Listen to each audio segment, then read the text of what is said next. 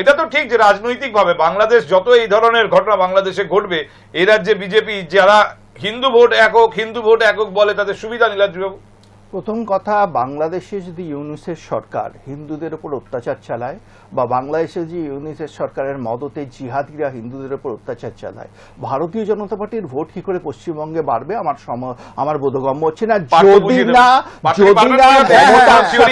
মমতার সাথে ইউনূসের অ্যালায়েন্স থাকে, অর্থাৎ উনি স্বীকার করে নিয়েছেন মমতার সাথে ইউনূসের একটা অলিখিত জোট আছে, যেজন্য ইউনূসের বিরুদ্ধে প্রতিবাদ করলে সঙ্গে যোগ আছে। না না না, এটা উনি স্বীকার করে নিচ্ছেন। বিজেপির ভোট এই জন্যই বাড়বে কারণ মমতার সাথে উনি স্বীকার করছেন।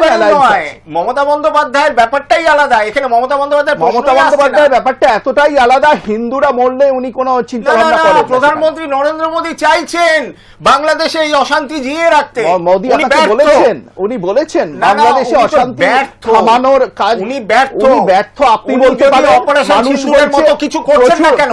না না, সেটা ওনার ব্যাপার, উনি সিদ্ধান্ত নেবেন। আপনি প্রধানমন্ত্রী না, উনি প্রধানমন্ত্রী। পড়োশী দেশ বাংলাদেশ আমাদের পড়োশী।